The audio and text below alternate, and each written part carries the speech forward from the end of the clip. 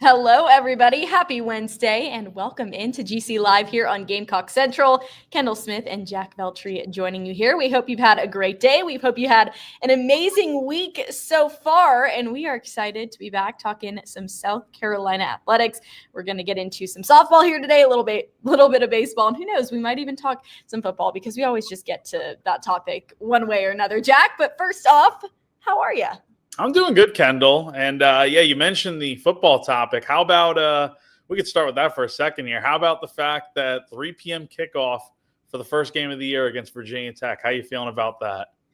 Well, I have mixed emotions on a 3 p.m. kickoff. I think if you are there and you're tailgating and you're experiencing the vibes of the game, then it's interesting because it kind of like takes over the entire day. I mean, tailgating takes over the entire day anyways, but a noon kickoff is the worst because you have to get up so early to just even get a couple of hours to be able to experience a tailgate. Night kickoffs are obviously ideal. Like 3 o'clock, it's fine. I don't know. I mean, you'd always prefer a night game, but what are you going to do? What do you think, Jack? And it's on a Sunday. It's part of a doubleheader. You have Notre Dame, Miami playing that night. And obviously that game's going to take precedent as being the night game. But, yeah, I think this is better than a noon game. For the fan perspective, it would stink if it were a noon game. But, media, I could care less. Gets me out of there earlier. But 3 o'clock, I think that's the nice sweet spot. And the important thing is South Carolina will be on national television. So that's going to be really the reason why, and for a Sunday game, 3 o'clock is much better. You're right. But I think the reason why you and I don't necessarily love a 3 o'clock game is because if you're covering the team and you're in the media, a 3 o'clock game literally takes your entire day. So you wake up in the morning, you get ready, you go to the field, you cover the game, and then you're there till pretty late at night because say the game doesn't end till 6:30, 7 o'clock, and then you're there for a couple hours after the fact covering the game, doing all your post-game stuff. So you're not out of there until maybe if you're lucky, 9 o'clock, 9:30. So that's why if you are covering it, a 3 o'clock game is tough because a noon game, you can get out of there by 7 or so. And then you kind of have your night. A night game, you at least kind of get your morning before you have to go in. A 3 o'clock game, if you are covering the team, is brutal. But for a Sunday for fans, 3 o'clock works. You have time to get up, go to brunch, go to church, come watch the game. And then the game is over. So you can enjoy your Sunday night, go to dinner, do whatever you need to do. Yeah. But it should be fun. And, I saw we got tagged in a tweet from Wes. He said, "Oh, you two think you can just double up on GC Lives, huh?" We have the Wednesday spot nailed down for weeks, Wes Mitchell. Yes, we own the Wednesday spot. Now, to be fair, football obviously takes a lot of precedent, and we didn't overlap to where it's like we were both going to go at 2 o'clock. So I'm glad we were able to have a little bit of a breather. And for the people watching, they're probably like, all right, double dose of GC Live. What else could you ask for? You hear from Wes and Chris about recruiting and all that good stuff with football. And then from us, you hear about a little bit of football, but as well as some other sports. So you get a bit of everything. So Wes, don't hate too much. Come on. Yeah, Wes is being an absolute hater. And let it be put on the record that I was ready to do a recruiting rundown last week, and Wes Mitchell did not respond to my text. He didn't respond to your text, huh? Wow. So, Wes. Too good for us. Don't even start. No, I'm kidding. We love Wes. He is the best, and we will be doing a recruiting rundown here this week. I'm saying it live on the show because I think Wes is watching, and I'm going to make sure that it happens 100%. But what's interesting about the scheduling for opening weekend of college football, what do we think about Ohio State, Texas at noon? Well, I mean, with that, you're not getting out of it because Fox has the rights to the Big Ten, and it's at Ohio State. That game was going to be a noon game. I mean, there's no way that was not going to be the case. The SEC is on ABC, so they get the night games and all that stuff, and then you have Notre Dame, Miami at night on that Sunday, and then UNC playing TCU, I want to say, on that Monday game in North Carolina. But yeah, Ohio State, Texas, it's not a surprise that it's at noon. It sucks for everyone. Who wants that game at noon? But you kind of have to just deal with it from a TV standpoint. I feel like that's a game that you absolutely look forward to. And for it to be at noon, you start off the day with it, which is fine. But I don't know, something about a night game. We always obviously say that with South Carolina as well. And for South Carolina, still TBD on every other game time throughout the season. When we were seniors, Jack, it felt like every game was at night. And now with Williams-Brice Stadium having the LED lights and just how incredibly awesome the environment is. I mean, all the time, but specifically at night, you hope that a lot of those home games are at night as well. So we'll see how it all pans out. But I know that most of the people watching prefer a night game for sure.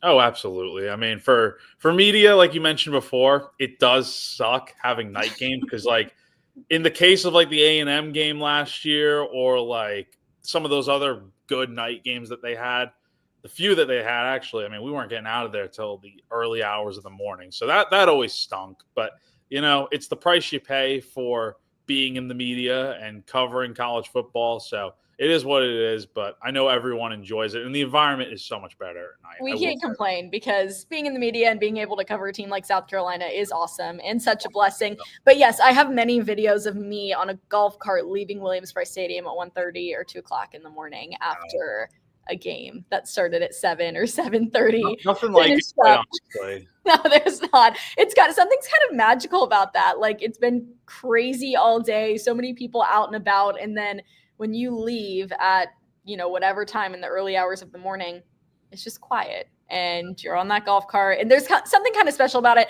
I remember my senior year on senior day when South Carolina beat Tennessee, just going back and like having experienced that entire night and just everything that it was. And that ride back, I was like, oh, this is nice. Like, I'm going to remember this forever because it was my last time doing it. So yeah, it's cool. I can't wait for football season. It'll be here before we know it, and already so much going on in the world of recruiting. So I know we were just giving them a hard time, but go check out everything that Wes and Chris have going on because there is so much to talk about with South Carolina football. And I know we're certainly looking forward to the season. Quickly, before we move on to softball, Jack, just a vibe check on the football program right now. How do you feel like everything's going from your perspective down in Columbia? I think it's going well. We've talked about it before, what spots they've needed to fill out on the roster in the portal, and I feel like they've done that pretty well. Spoke to Shane Beamer at the last Welcome Home Tour stop on Monday in Rock Hill, and he feels good about the roster. Obviously, he's been to a few of these now where the media has met with him and spoken to him about everything. And I think the one thing you're kind of just wondering now is what's going to happen with Rasul Faison and his eligibility case. And obviously now he's lawyered up, and he's going to go up against the NCAA and try to get that extra year, or that year of eligibility for this season, which I see no reason why he wouldn't. He's only played 3 years of college football. I know he's been in college since 2019 when he was at Marshall, but never played football there. So, he played football the last 3 years here, and he's played JUCO. So feel like he's going to get this year of eligibility, and it helps the fact that the lawyer he has, the same guy who helped Miles Studi with the medical hardship waiver, get his extra year of eligibility with the men's basketball program. So a lot to look forward to there. And then just from a transfer standpoint, I feel like they've filled out a lot of the gaps on the front with the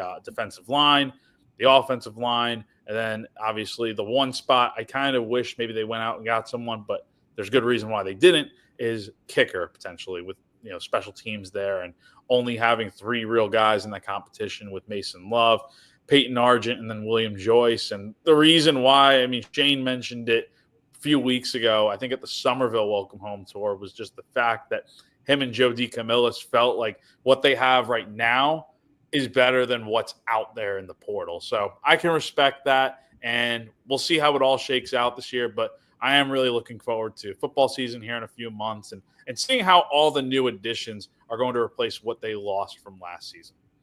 Yeah, I feel like we were in Orlando like 5 years ago. It feels like it's been a long time. I don't know if it feels like that for you, Jack, because you've been busy and doing a lot of stuff since. Yeah. But for me, it feels like it's been a minute. So certainly looking forward. It's been a while. It's been a while. Like some of the baseball series that I've been to lately, that feels like ages ago. So when you mention football season, that feels like a lifetime ago. So that New Year's Eve game was so long ago, but I am ready for the new season to finally kind of get here soon. 100%. Well, before we go any further, let's give a shout out, Jack, to our presenting sponsor of GC Live. Yeah. So I think right now is probably a really nice time to go ahead and look for that dream home you've always wanted. If you want to take the next step and you're ready to make that thing become a reality, but you have no idea where to begin, Clint Hammond of CMG Home Loans can help you out. He'll take you through the process step by step in getting your home that you would have always desired. And he can also help you out with your mortgage and so many other things. He's been in the mortgage industry for a very long time now. He's a lifelong Gamecock fan. He's also a longtime supporter of Gamecock Central. So you know you're in the right hands with a guy like Clint. If you're interested, give him a call, 803-422-6797. The NMLS number for him is 71597. Go to ClintHammond.com as well for more information. And if you're watching live right now, the information will be above us here on screen all show long. Love it. Okay, Jack, let's talk some softball here on the show. Sunday night, very exciting for the Gamecocks. I loved the video of their reaction when they found out. I mean, it seriously was the best. I probably watched it like 10 times over and over and over again. Just that pure joy and the elation from the program. And we know what a strong, solid, successful season this group has had. And just to know how far the program has come, I mean, even from where it was a year ago today to where they are now, just what were your reactions when you saw South Carolina landed where it did when we've got the upcoming regional tournament? Well, truthfully, I didn't know if they were going to be a top 8 seed. I think that was the big thing, is that you knew they were going to be hosting a regional. They were going to be a top 16 seed without a doubt. Like, they've done enough this year. 40 wins, 15 losses. They were great this year.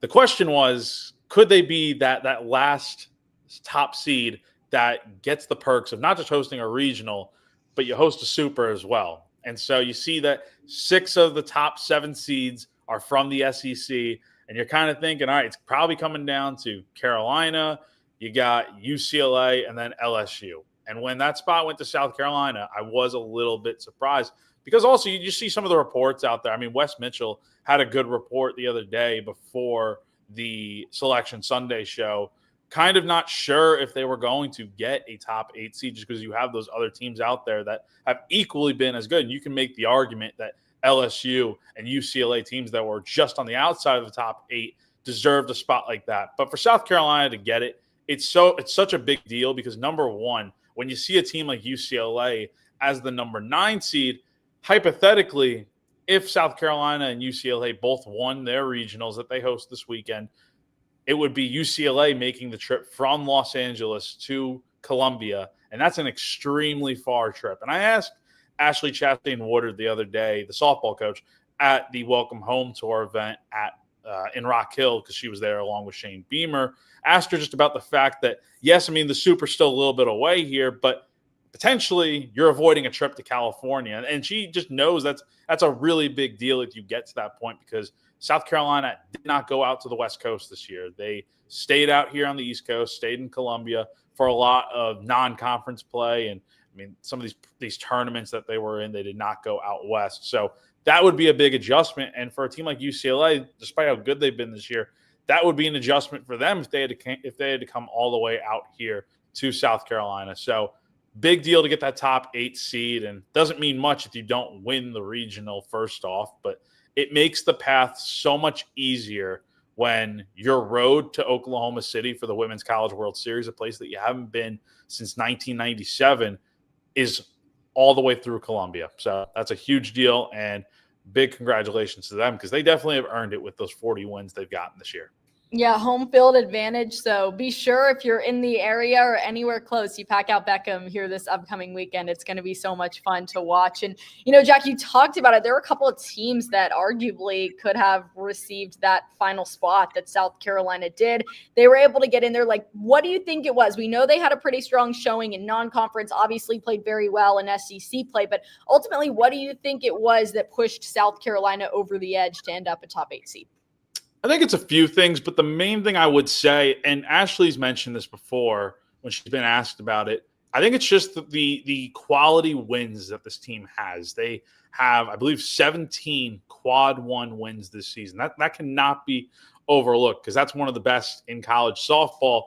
And not to mention, they scheduled pretty tough out of conference. You know, they had the series where they went to Duke early in the year, and that was kind of before the hype really started to grow. I think, matter of fact, I think that was the point in the season where the hype really officially began for South Carolina to go on the run that they're on right now when they swept Duke in Durham. And then, during the middle of SEC play, again, this could have been a time where you just schedule lightly, play some random teams, but yet during the middle of conference play, I believe it was like right after the Georgia series, so 2 weeks after getting swept by Oklahoma and some really gut-wrenching losses that could have went in the Gamecocks' favor out in Norman, you schedule a series with Texas Tech and you take 2 of 3. So you've beaten some really quality teams this year. You have a really good RPI, all the metrics that you need to be a top 8 seed. I think they had, and yes, they lost that series at Auburn that they really shouldn't have lost. But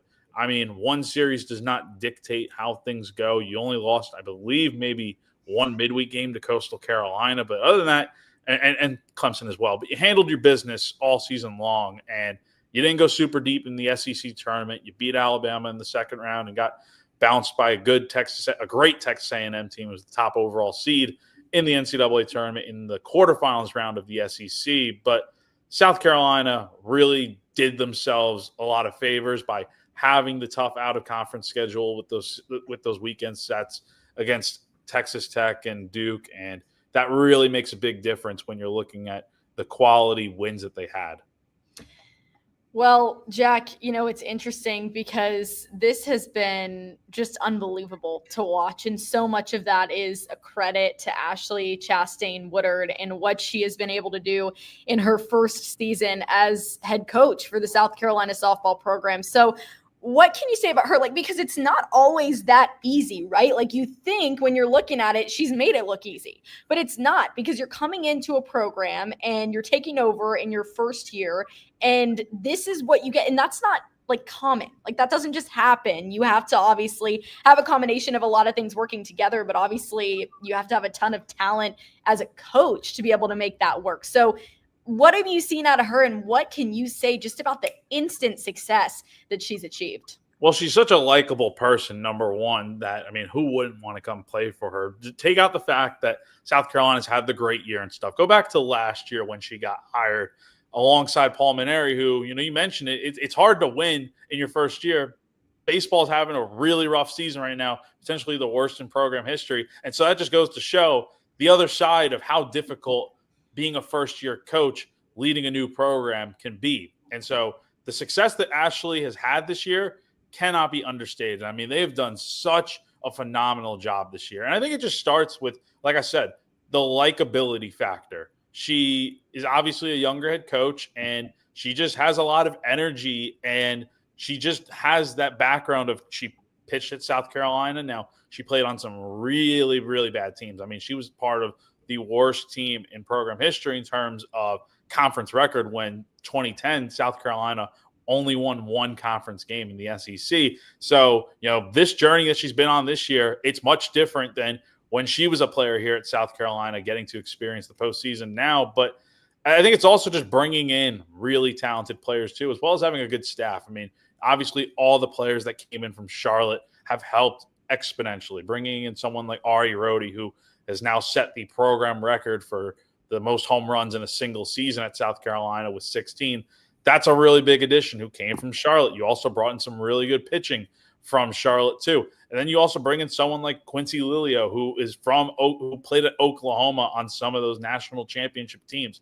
So you got the right blend of talent. You have some nice freshmen that have come in and made a big impact this season. And it's just you blend it all together. It's a perfect storm for this program, as they're in year one and they're having as much success as they have had. Think about what they could do moving forward now that this program is back on the map. They're no longer what they were at the beginning of the decade, where you're talking about South Carolina as one of the worst teams in college softball, at the bottom of the SEC standings every year. And then the last 2 years, they've been pretty decent, right in the middle of things, getting to postseason play in the last 2 years. And then this year has just been a total 180, a complete jump. And Jeff brings up a good point here in the comments. South Carolina was picked to finish last in the SEC preseason poll. They have done so much better than I think anyone could have expected this year. And it also brings up another point. How did she not win SEC Coach of the Year? I know Patty Gasso had won the award for, for the coach from Oklahoma. I get that. She has won so many national championships at this point with the Sooners, and she's having another great year out there. But, I mean, the things that Ashley's done this year, that's tough to do in year one leading a program. And it's not like she's a veteran head coach. I mean, this is her second coaching stint. She was at Charlotte the last 2 years, had a lot of experience, or I should say, won the last 2 years there, leading them to the tournament. And then this year at South Carolina, doing things that, I mean, she set the program record for most wins by a first-year head coach. So just a really great year for her. And, it's just, it's like a new season now. See what you can do from here. Just the beginning, but wow, it's been so much fun to watch this team, and obviously Ashley Chastain-Woodard lead the group. Jack, let's talk a little bit about this regional tournament coming up this weekend in Columbia. You've got South Carolina, Virginia, North Florida, and Elon. So Virginia, the 2 seed, North Florida, the 3 seed, Elon, the 4 seed. South Carolina will face Elon on Friday at 5:30. And then Virginia and North Florida will face off earlier in the day. 3 o'clock, is that right? Yep. And both games will be on ESPN Plus. So I think, obviously you got to take care of business in the first game, and, you're playing Elon. So South Carolina hasn't – the one thing I will say is that South Carolina hasn't been great at the start of series. Like, they've lost some of these early games in the weekend. And, luckily they've been able to bounce back very nicely. Like, you look at the Alabama series where they got run ruled 13-1 two weekends ago in the final regular season series, and then they bounced back in a doubleheader and win those 2 games to take the series and to put themselves in a position to where they finished over 500 in conference play. And so you kind of just hope they're able to get off to a really nice start here. Yes, you're going to look at it like Elon. You should be able to really beat this team since they're the 4 seed in this regional. That's always how it is in softball, baseball. Like, the number 1 seed typically has the easiest start to the tournament, but you can never be too sure. I mean, you're going to be facing McKenna McCard probably on Friday, who is Elon's ace on staff. She's got a 1.98 ERA in over 100 innings. And so that's going to be really tough if you're facing her in that opening game, but you should be able to handle business there and get into the winner's side of the bracket. And then from there, the one team I would say probably that people have their eye on most is obviously Virginia, not just because they're the 2 seed, but also because if you go back to the beginning of the year, heck, the first 2 games of the season on opening weekend in the Gamecock Invitational, you're playing Virginia and you're winning in walk-off fashion in a pair of 1-run wins. And that first game, Carolina had to score 5 runs in the bottom of the 7th just to beat Virginia. And then they had to do it again in the second game in walk-off fashion. So it's going to be tough this year with Virginia having to face them once again. But I feel like South Carolina has a pretty good draw here. And North Florida will be tough too.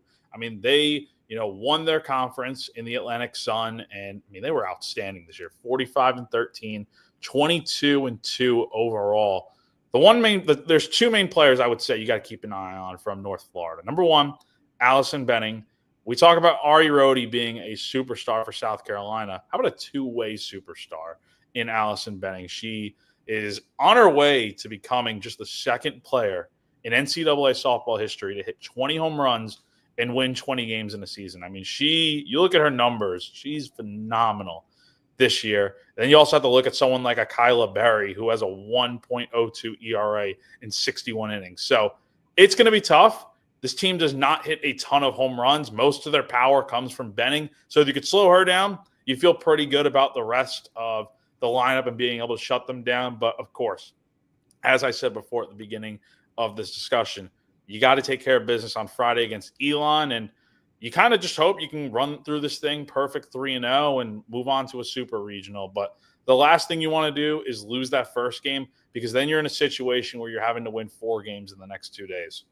Yeah, 100%. We look at Virginia, and obviously it is a topic of conversation, as you mentioned, because of the way that this season started and South Carolina having to really, really push to take those 2 games. Obviously they did it. It's very hard to do that twice, let alone 3 times. So, you hope that for South Carolina against a team like Virginia that's had a ton of success, obviously, in the ACC and has a very solid program, that they're able to get off to a good start. And it all starts, like you said, with Elon and with the game coming up on Friday. You want to set the tone. But with a team like Virginia, we talk about North Florida as well and the talent they have with their group. How confident are you feeling in the Gamecocks? Like, this is obviously South Carolina's to lose here, but what is your confidence level, Jack? Yeah, I mean, this really is South Carolina's regional to lose, not just because they're hosting, but because I do feel like they have a pretty good draw and that they can beat these teams, the three other teams in this regional for sure. Now, is it going to be tough? Absolutely. Like I just mentioned with North Florida and having Benning, who, people in the comments are saying that's the best player in this regional. And I would agree. I mean, that is the top player for North Florida and probably the best player overall in this tournament.